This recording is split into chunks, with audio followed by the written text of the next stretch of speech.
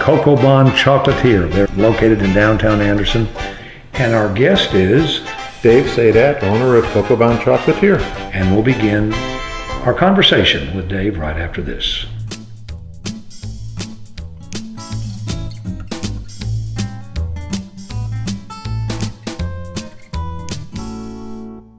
You've got an interesting story about how you all ended down in Anderson. Let's start with that. You originally were from where?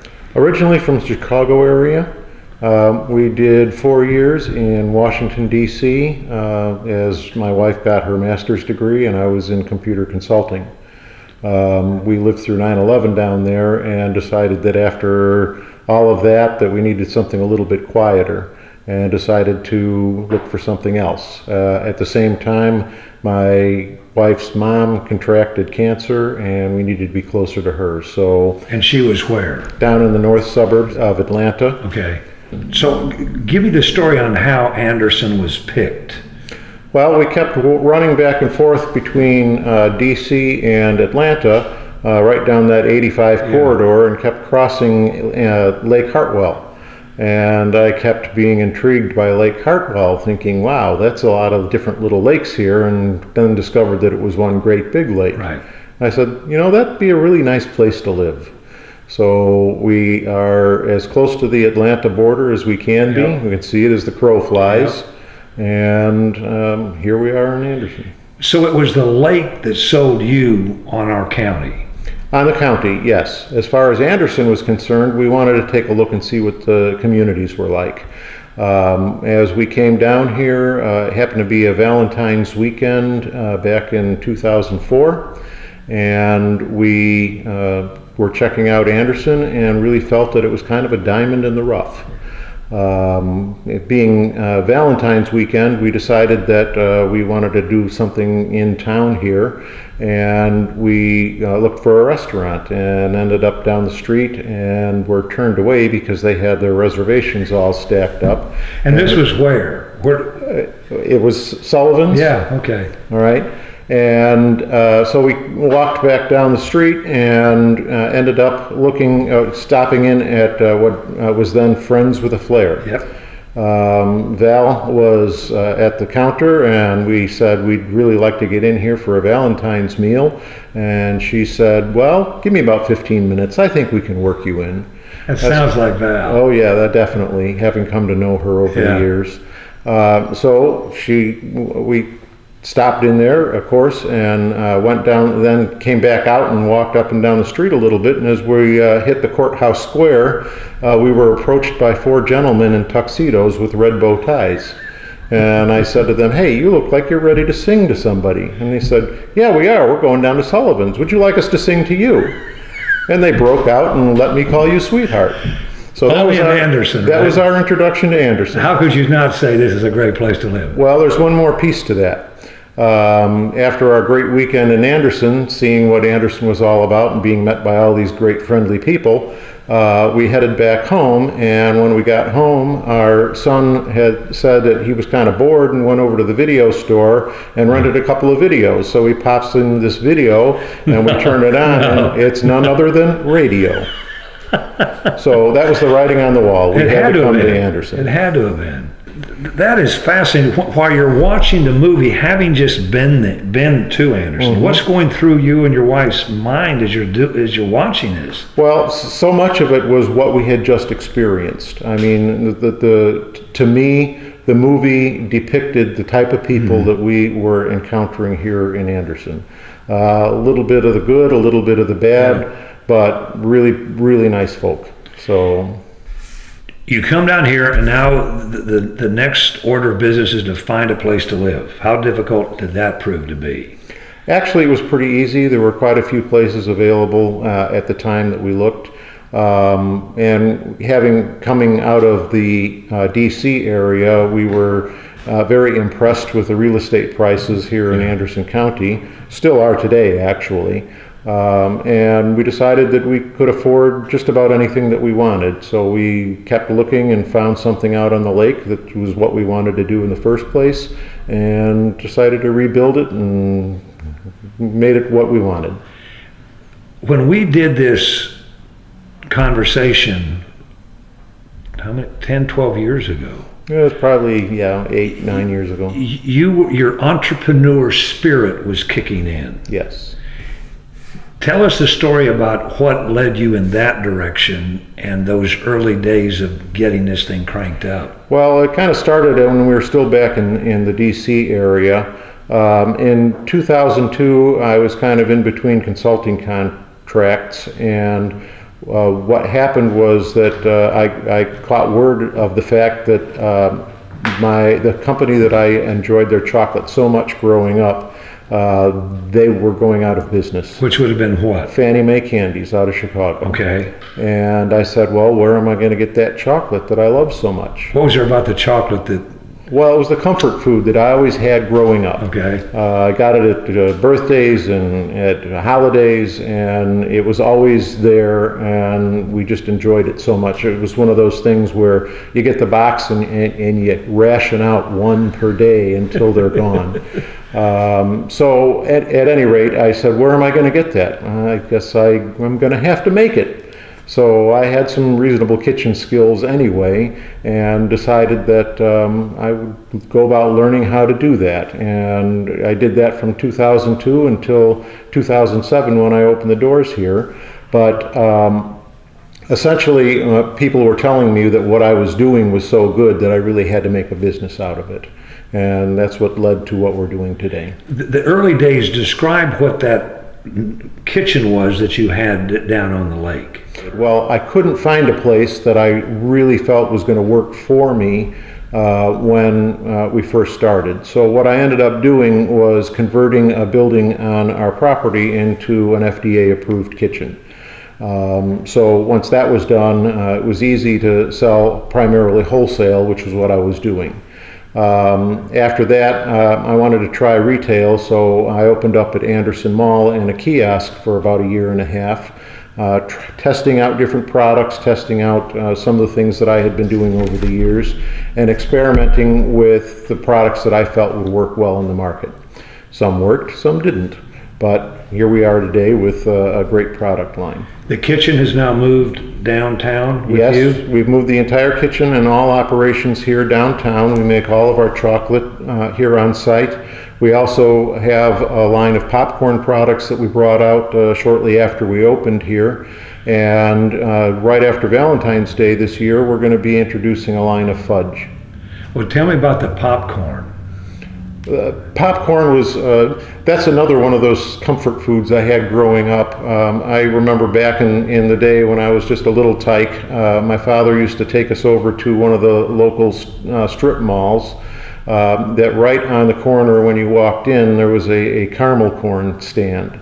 The fella would make caramel corn there right in front of you, and you're always buying it fresh and hot, and the aromas that were wafting through the place were just incredible. So that was one of those things that kind of brought me back as well.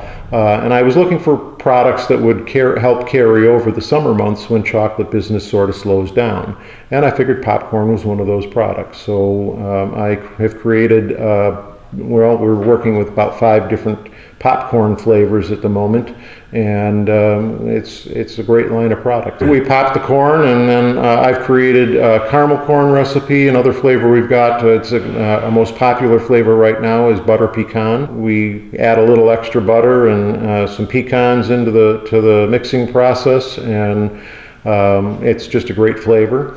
We also have a cheese corn and a Chicago blend, which is cheese corn and caramel corn together. Being from Chicago, you gotta have a Chicago blend.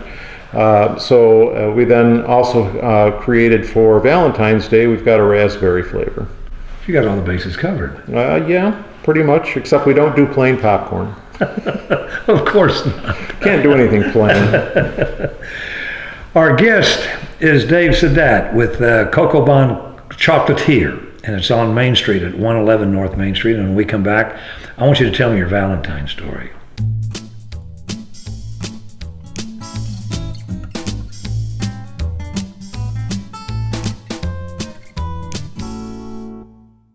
Valentine's Day is going to be here before we know it. You're the perfect place for people to go to get their Valentine candy. How did you meet your Valentine, and what part did she play in all this? Well, actually, my wife is my high school sweetheart. Really? And we have been going out since we were 17 years old. Do you remember the first time you saw her? Yes, actually. What happened? I was introduced, there was a gal I was kind of interested in, and it turns out that my wife was this gal's best friend, and evidently she wasn't so much into me, so she introduced me to Kathy, my wife. So we met in the hallway of the high school, and we kind of hooked up about a couple of years later. Oh, it took that long? Well, yeah. I was kind of looking for somebody to go out with me. I got some free tickets to a ballet, and I knew that she was into dance, so I said, you want to go to the ballet with me? And we were dating ever since then. So that was your first date of ballet in Chicago? Actually, no, it was out in the suburbs. Okay, but still, it's in the Chicago area. Yeah. And you've been going out ever since? Yep. So what role does she play in the candy business? Well, she's always supported me in everything that I do, and I expressed the interest in the chocolate after Fannie Mae went out of business, and so she made it a point to go to the local bakery shop, supply shop, and get me all of the basic equipment to get started in chocolate. So it's all her fault. From where you are now, looking back on the history of Cocobon, are you surprised that you've been able to do what you have done here in Anderson? Yes, definitely, and also no. I mean, I spent a lot of time thinking about what I wanted to do and knowing what I liked. I firmly believe that when you put your heart and soul into what you're doing, you produce a quality product, and you produce something that you know is top notch, that other people will recognize that. And I have seen that to be the case here. One of the things that really keeps me going, and I don't really do this because I'm making money at it, I do it because of the reaction that I see on people's faces when they try the products and the flavors that I put together for them. And since you've been downtown, since you've moved to Anderson, you've been able to see this transformation of what's happening in downtown Anderson. Oh yes, yeah, and I think it's all for the best. Yeah, doing business in downtown Anderson, and specifically your product. We talked earlier about some things work, some things don't. I have seen some things do better than I thought they would. That's always surprises me when a flavor that I think is going to go extremely well does just okay, and something that I just kind of put together on a whim just takes off and flies. But as far as the business here in downtown, it tends to be a little cyclical. But it's cyclical everywhere, especially in retail. But what I think has surprised me just a little bit is what Anderson is now attracting into the community. Here's an example. A family stepped in shortly before you arrived here today. Turns out that they're from Columbia and they're looking to relocate to Anderson. Well, not necessarily Anderson, they're looking for the right place to relocate to. But that's actually typical of about 20% of the customers that come through the door. They're either looking for a new area to move to, or they're from someplace else and passing through. Okay. Something that totally surprises me is the person that comes in, I say, oh, where are you from? Oh, we're from Texas and we're on our way up to Connecticut. What brings you to Anderson? It's just that sort of thing, that how they find Anderson and why they're here. But almost every one of them say, this is a darling little community. It's really nice. And that's something that I think the city is definitely doing right. They're doing the cosmetic things and the keeping undesirable folks off of the street and doing a good job of keeping the area clean. And that makes people realize that we have a nice, welcoming community. Did you ever envision yourself as being one of our ambassadors? Not necessarily an ambassador, but it's nice to be that. When I was part of the Accelerate Anderson Downtown Challenge, I said that I really wanted to be a part of the fabric of the downtown community. And that's true. I feel I am, and I feel it's working. Valentine's Day is coming up. Is that one of your best times of the year for chocolate? Absolutely. Valentine's Day is one of the top days. The Valentine's Day business is kind of unique in the respect that the Valentine's rush is essentially the last 3 days before Valentine's Day. Is it really? Last minute? Weeks of preparation, and then everything sells in the last 3 days, usually the last day before. We introduce at this time of the year our chocolate dipped strawberries. You don't? Yeah, we do. And the chocolate dipped strawberries, I'm already taking pre-orders for the chocolate dipped strawberries, and we'll have them available from the 11th through the 14th, and then we'll do them on a limited basis after that until strawberry season really hits, which around here is the beginning of April. Last year, in our first year here on Main Street, I made and delivered over 33,000 bonbons, over 4,000 truffles, and over 1,500 chocolate dipped strawberries. Give me the dipped strawberry count again. 1,500. Once strawberry season is over, which essentially is mid to late summer, Yeah. I don't do strawberries because first of all, I want to do as many locally sourced strawberries as possible. The other aspect to that is that I will only use American-grown strawberries. So that means they're probably coming from Florida. Later in the season, they're coming from California. But the mid-season, and we're in the depth of strawberry season, they're coming from right here in Anderson County. Amazing. We're going to continue our conversation with Dave Saidat with Cocobon Chocolatier at 111 North Main Street in the heart of downtown Anderson, and we've got something special coming up.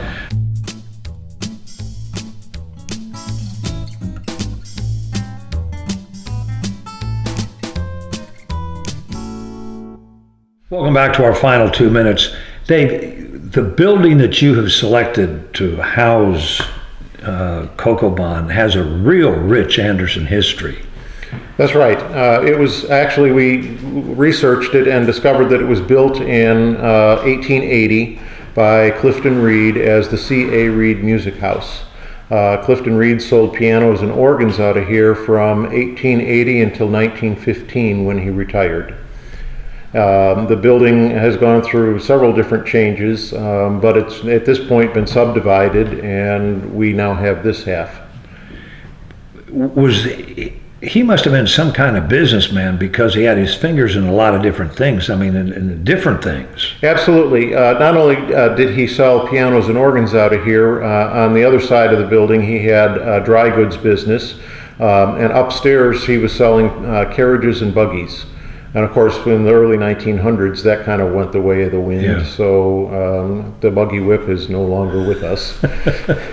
But then you took a special interest because Kathy plays the piano. When we researched it and discovered that it was a C.E. Reed Music House, I had actually run across a pedal organ that dates to 1890 and was probably purchased out of this building, but we couldn't prove that for a fact. So what we ended up doing is we bought it anyway and put it in here. It's a really beautiful piece, but it doesn't work. And shortly after we opened, Kathy was contacted by a friend and told that there was a piano that said C.A. Reed Music House on the piano, on the keyboard cover. So we went and took a look at it and discovered that this piano was actually purchased from this location in 1903. We use it on a regular basis around here on First Fridays, simply for bringing in additional business and just for the fun of actually we do 1900 style karaoke. In other words, Kathy will play the piano and I'll hand you a song sheet and you can sing along if you want. What a great way to spend Friday night. I think so. Do you think we can talk her into performing for us as we close out the show? I hope she will.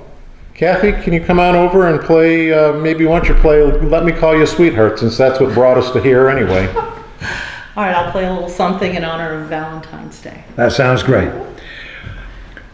And before you do, let's just go out on that note. We want to thank Dave Saidat from Cocobon Chocolatier. They're located in downtown Anderson, a great ambassador for the Anderson community. And here is Kathy in honor of Valentine's Day, and she's going to play us a little tune. Kathy, if you will.